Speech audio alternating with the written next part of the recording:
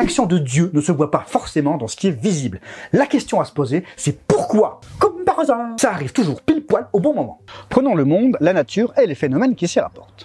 Nous savons tous que la connaissance scientifique est l'explication rationnelle de phénomènes naturels. Quand une pomme tombe de l'arbre, pourquoi, comme par hasard, elle ne vole pas dans les airs? Ça, c'est la connaissance scientifique. Newton vous en parlera mieux que moi. Un homme de connaissance est un homme qui possède de bonnes explications. Je ne vois donc que deux explications. Il n'y en a pas de troisième. Soit il est apparu comme ça, et suit l'évolution logique par l'interaction de divers éléments. Soit il est la création d'un être intelligent poursuivant un but. Ce sont les deux seules explications présentées par tous les philosophes. Il n'en existe pas de troisième. D'où est venu l'univers? Est-il apparu de lui-même ou par hasard?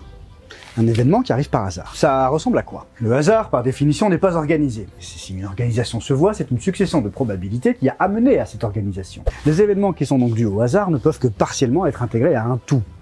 Par exemple, si je prends cette quille et que je la jette, il y a une probabilité pour qu'elle retombe droite. Si je prends cette deuxième quille et que je la jette, il y a une probabilité qu'elle retombe à côté d'elle, et une autre probabilité qu'elle retombe droite, et une très faible probabilité qu'elle retombe sur la première quille en équilibre parfait. Très faible, mais elle existe. Si je prends cette troisième quille, que je la jette, la probabilité qu'elle retombe de manière artistique sur les deux premières est encore plus faible.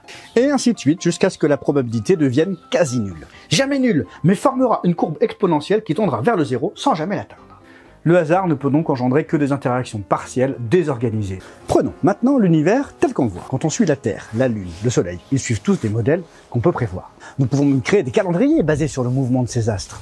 Les étoiles à côté de nous ont aussi des planètes qui évoluent selon un cycle régulier que l'on peut prévoir. Et c'est pareil pour les milliards de planètes dans notre galaxie et les milliards de galaxies dans l'univers. Et bien c'est pareil pour le monde de l'infiniment petit. Le moindre grain est organisé. Un pétale de fleur répond à une harmonie avec les autres pétales. Et tout cela témoigne bien d'une réalité. L'univers, du macro au micro-organisme, a un sens, est organisé. Peut-on affirmer avec certitude que tout ça est arrivé par hasard? Et quand on regarde l'univers dans lequel on vit, notre première constatation, c'est de voir que tout est réglé, calculé, prédéfini.